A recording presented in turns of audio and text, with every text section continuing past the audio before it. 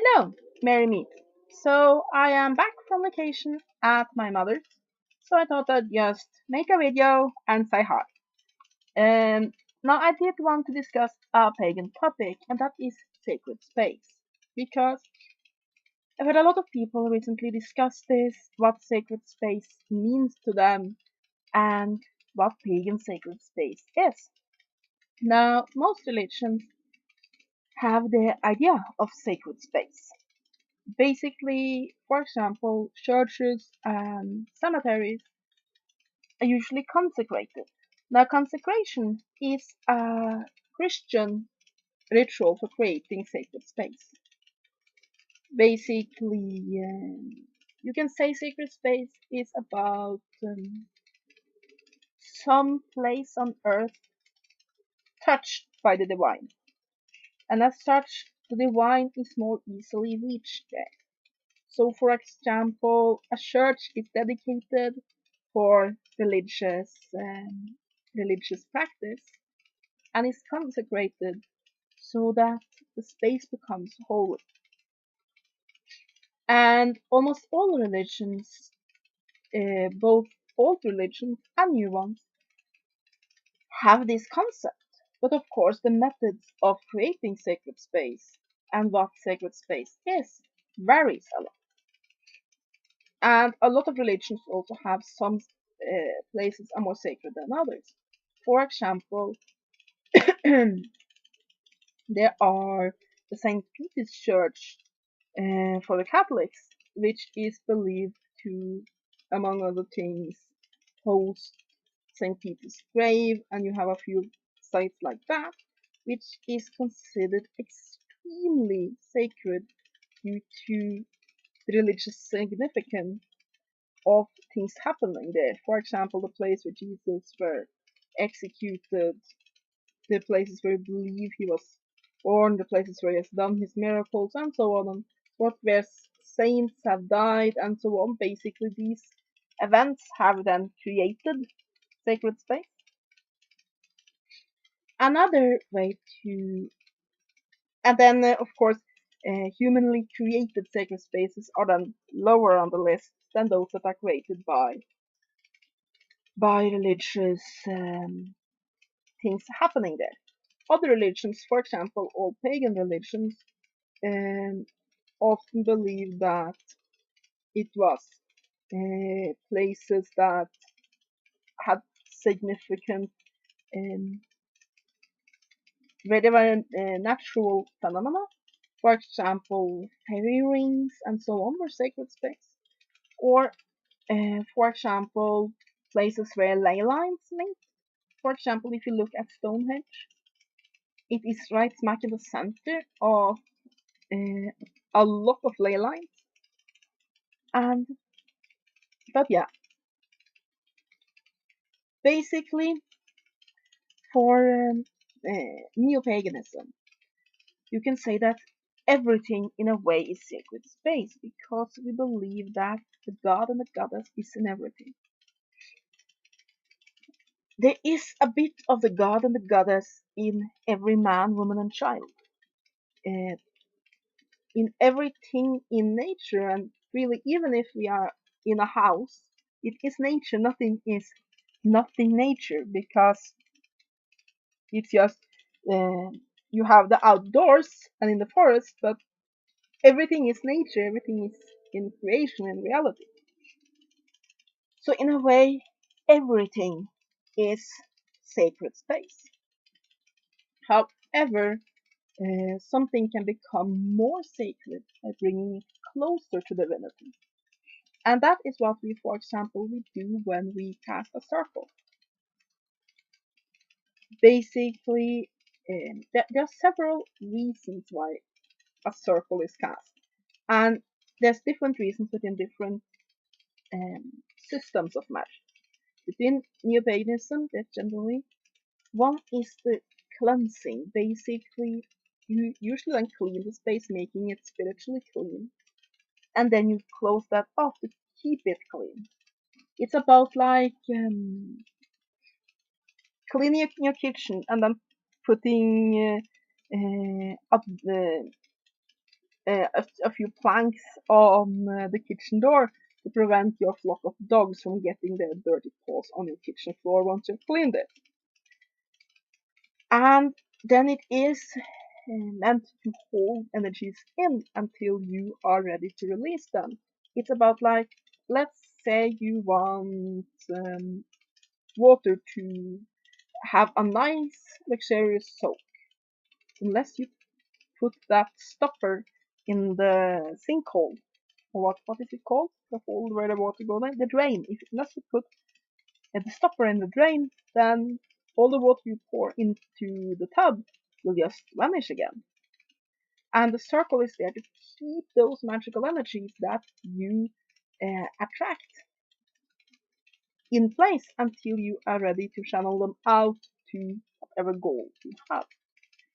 And the third reason why you put up a circle is to make the circle area sacred space so that you can stand before the goddess and god there. Basically, what is due sort of is it shifts a part of reality, and I know I'm going to sound very science fiction here, but this is on a spiritual level, not, of course not on a physical level, but it sort of shifts a part of reality, the place that you are in, partly over into the spiritual realm, so that you are closer to the god. It's easier to communicate with them, to feel their presence stronger. Now, some people feel this stronger just by being in nature. It's like you can make a circle perfectly, it can just vibrate with energy.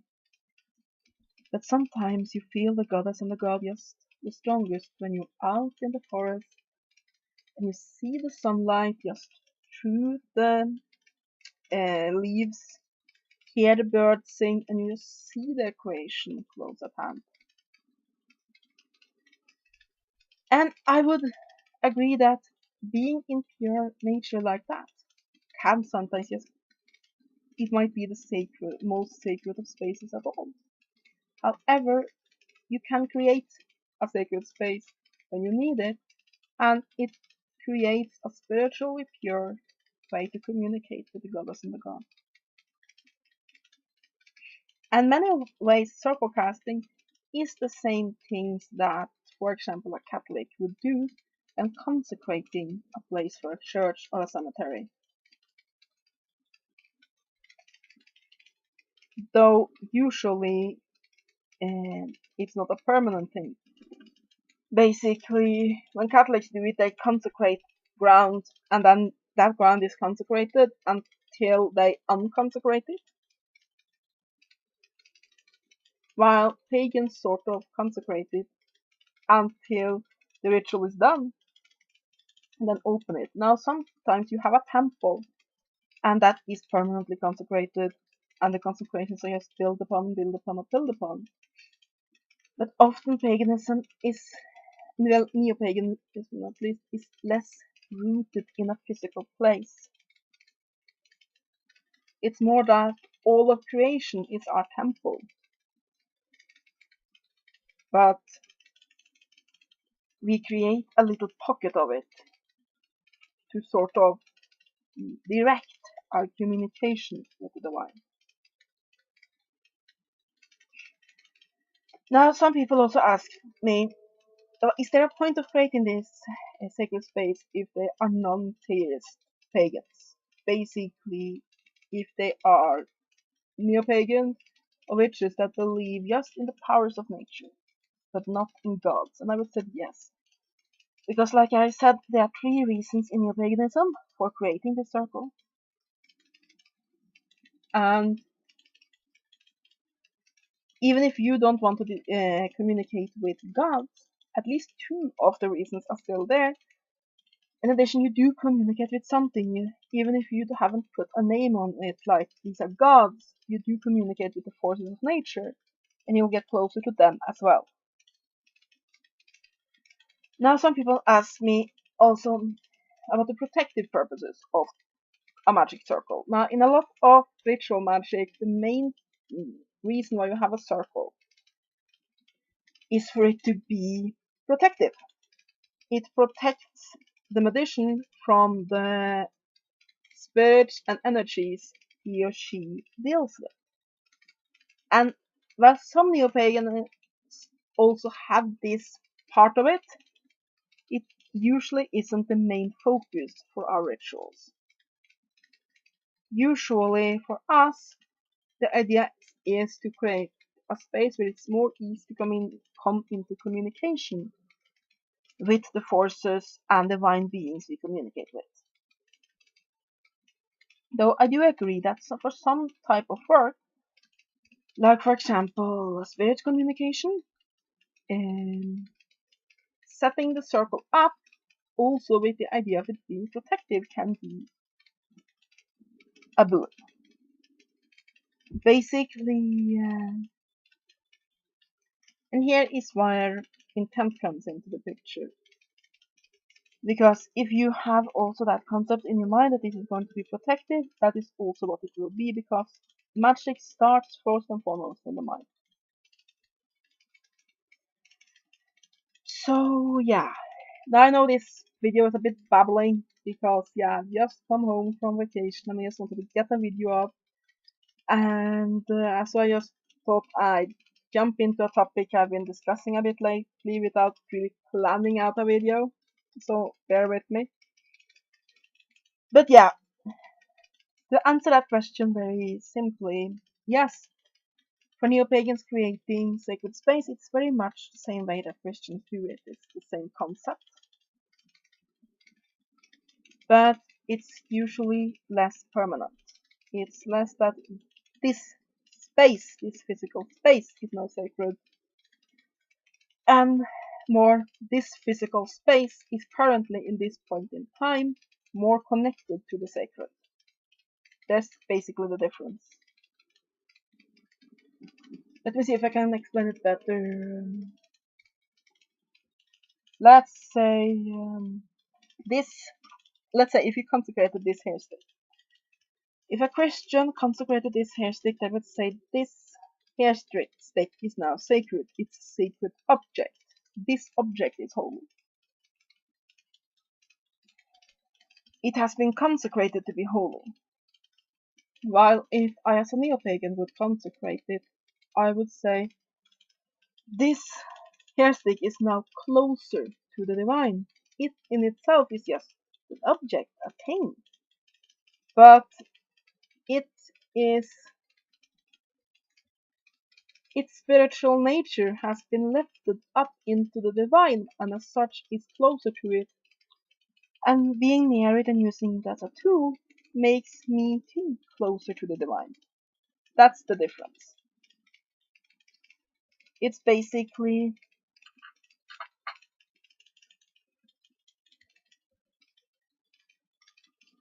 the divine exists there always, it's always in contact with us, but we can sort of just do just a tiny bit of a step towards the spiritual by making something consecrated, and therefore making contact easier. Now, common also question is, do you have to make a circle to do magic? And I would say no. I do. I would say 90% of the magic I do, I don't do I don't do circle casting. Now, some pagans do circle castings always. Whatever they do, tarot or ritual or spell, whatever it is, circle up. For me, I mean, often magic is just a few muttered words while I'm in the car, or I just light a candle, focus, say a few words, done. I have a very practical view of magic. It's a part of my everyday life. And really, if I want to do a ritual to just get rid of a headache there, or just to do a quick good luck charm when playing a computer game, I don't really want to do all the work of setting up a circle. I'll just do a spell in 2 minutes, boom, boom, boom, done. But when doing religious rituals, I often set up a circle.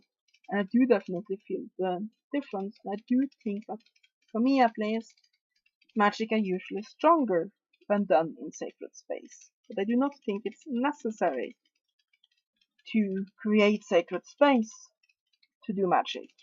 Because really, the energy is all around us. The gods are all around us. Everything is at its core sacred. It's just that sometimes space can be made even more sacred. So, yeah, thank you for listening to my babbling. Have a great day and blessed be.